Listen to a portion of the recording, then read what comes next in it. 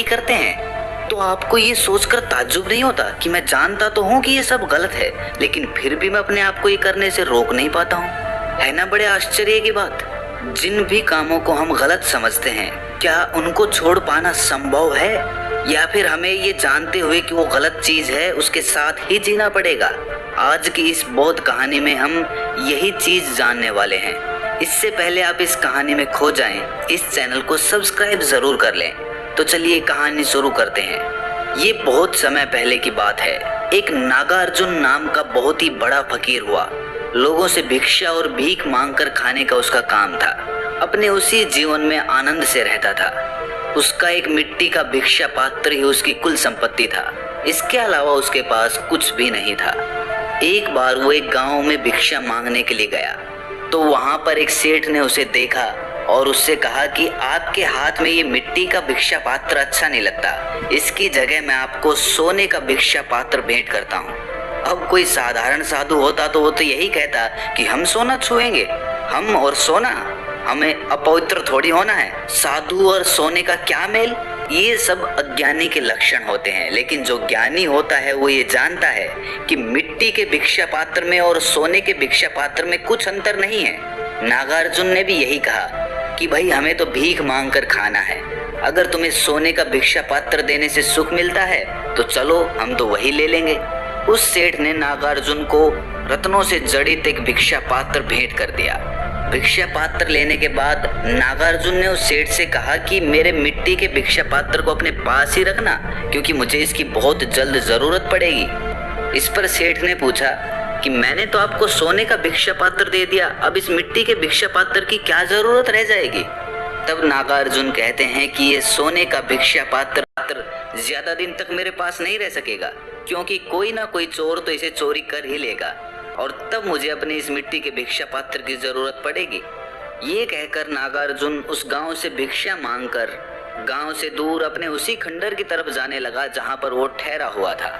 तभी उस गांव के एक बड़े चोर ने नागार्जुन के हाथ में वो सोने का भिक्षा पात्र देखा और उसके मन में ख्याल आया कि इस नंग धड़ंग साधु के पास ये सोने का भिक्षा पात्र कहाँ से आया, और उसने उस साधु का पीछा करना शुरू कर दिया। नागार्जुन को भी उसके कदमों का आभास हो गया था कि कोई ना कोई चोर मेरा पीछा कर रहा है, लेकिन वो बिना कुछ बोले अपने उसी खंडर में पहुंच जाता है जहां पर वो ठहरा हुआ था। अब नागार्जुन अंदर खंडर में बैठा हुआ है और चोर बाहर उसका इंतजार कर रहा है कि ये कब सोए और कब मैं ये भिक्षा पात्र चुरा लूं। गर्मी की दोपहरी का वक्त था, सूरज अपने चरम पर चमक रहा था।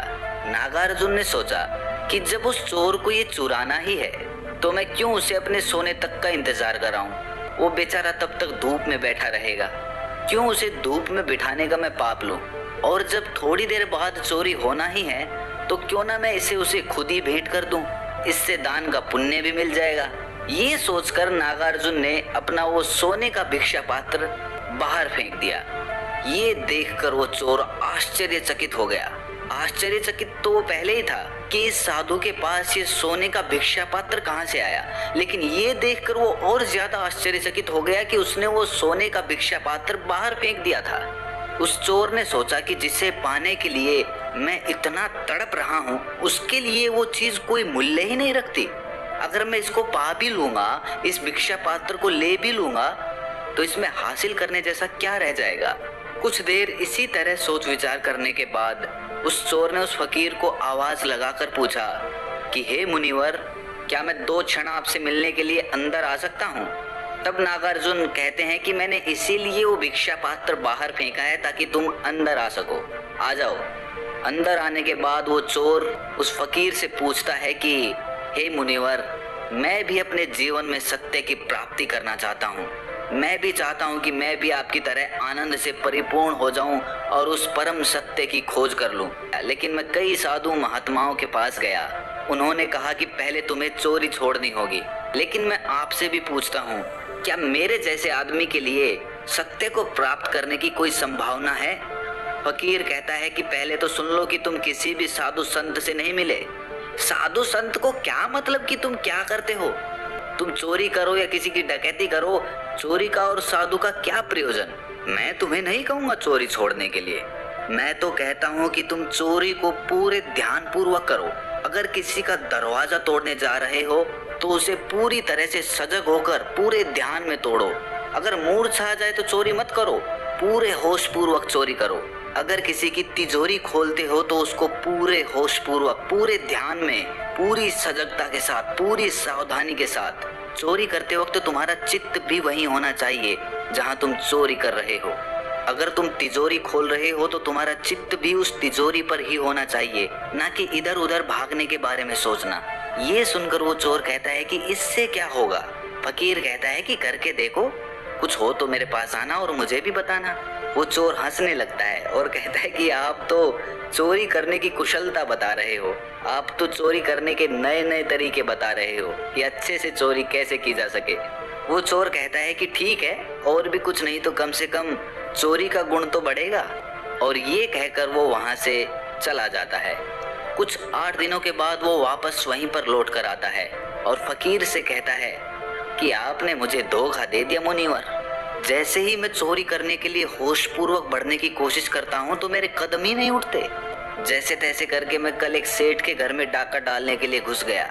तिजोरी भी खोल ली थी मैंने, लेकिन उस वक्त तक मैं मूर्छा में था। लेकिन जैसे ही मैंने तिजोरी खोली तो मुझे याद आ गया कि मुझे तो चोरी पूरे होशपूर्वक करनी है। और जैसे ही मैं होश से भरा, वो सारी संपत्ति मेरे सामने रखी थी, लेकिन मैं उसे उठा ही नहीं पाया। घर के सारे लोग सो रहे थे, लेकिन मैं जाग गया था। तब मैंने जाना कि दूसरों के सोने से चोरी नहीं हो रही थी, मेरे सोने से हो रही थी। वो चोर तो अपनी सीख ले गया, लेकिन हमें क्या सीख मिलती है, हमें क्या शिक्षा मिलती है? दोस्तों, कुछ और इस जीवन में करने जैसा नहीं है। बस अपने कर्म में ध्यान को संयुक्त कर लो। ध्यान में सब कर्म प्रार्थना बन जाते हैं, पवित्र हो जाते हैं, और जो अपवित्र होता है वो अपने आप ही होना बंद हो जाता है। इससे कोई प्रयोजन नहीं है कि आप क्या काम करते हो। आप दर्जी का काम करते हो, कपड़े सीने का काम करते हो, कसाई का काम करते हो, उससे कोई प्रयोजन नहीं है। बस उसे होश पूर्वक करना शुरू करो। उस काम को पूरी सजगता के साथ, पूरे ध्यान में करो, जिससे कर्म ध्यान के साथ संयुक्त हो जाए।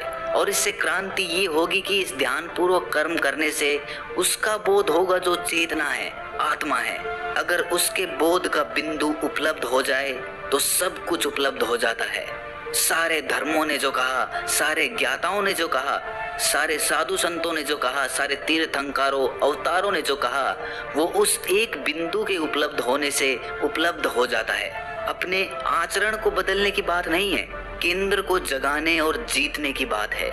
आचरण को बदलना सिर्फ ऊपरी बदलाव होता है, और वो कभी भी परमानेंट नहीं होता।